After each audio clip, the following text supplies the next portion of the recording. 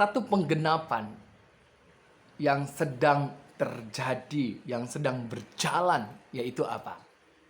Munculnya orang-orang murtad. Murtad dalam bahasa asli, bahasa Yunaninya itu skandalizo. Apa itu artinya skandalizo?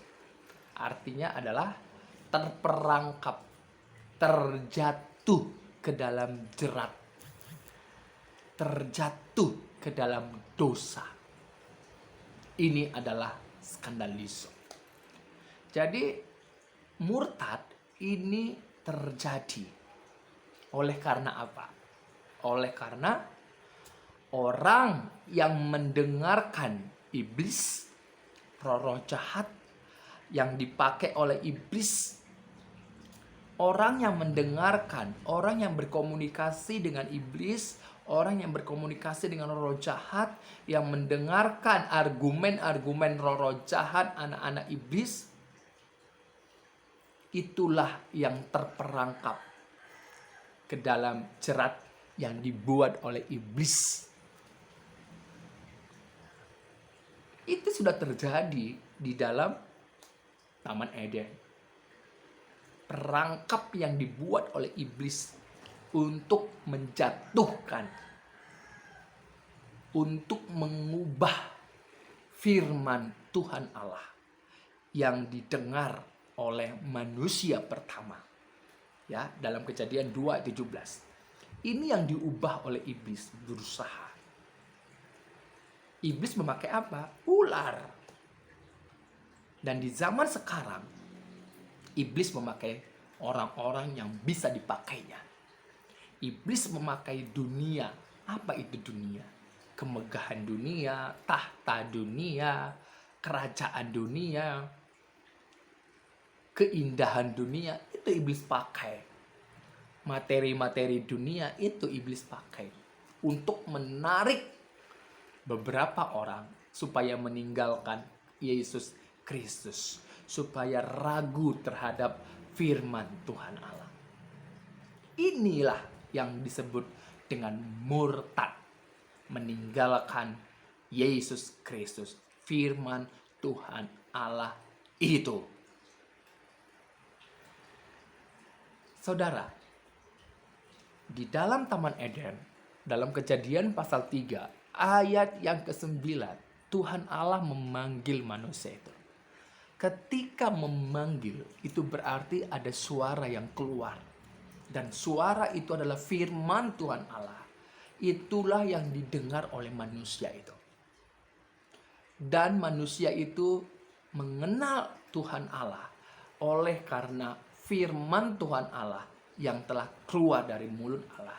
Itulah yang membuat manusia itu mengenal Allah. Makanya ketika manusia itu mendengar suara Tuhan Allah, manusia itu merespon kembali ke jalan Tuhan Allah, ke jalan yang benar, yaitu di dalam firman-Nya. Dan manusia itu merespon.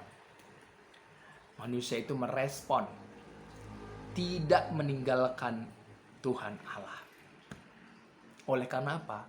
Firman yang keluar dari diri Allah, itulah yang dipercaya oleh manusia itu. Makanya ketika manusia itu sudah merespon firman Tuhan Allah di Taman Eden, dan manusia itu memberikan nama kepada istrinya Hawa, artinya ibu dari semua yang hidup.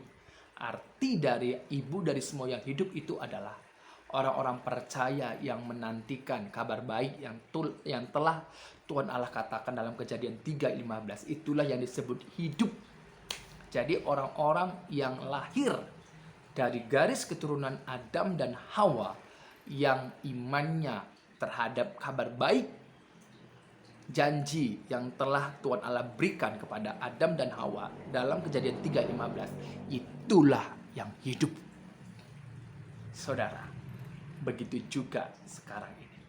Kristus Yesus yang telah dijanjikan di dalam Kejadian 3:15 dan telah digenapi oleh Yesus Kristus, firman Tuhan Allah yang telah menjadi manusia. Yesus mengatakan, akulah firman Tuhan Allah. Dalam Wahyu pasal 1 ayat 8. Yang telah menjadi manusia, Yohanes 1 ayat 14. Itulah yang menyelamatkan saya dan saudara. Itulah yang menyelamatkan saya dan saudara. Orang yang mendengarkan suara Kristus, suara Tuhan Allah, itulah yang dikatakan domba-dombaku mendengarkan suaraku. Dalam Yohanes pasal 10 ayat 27-28. Orang yang percaya kepada Kristus yang disimbolkan dengan istilah figuratif kiasannya domba-dombaku tidak akan binasa. Karena apa?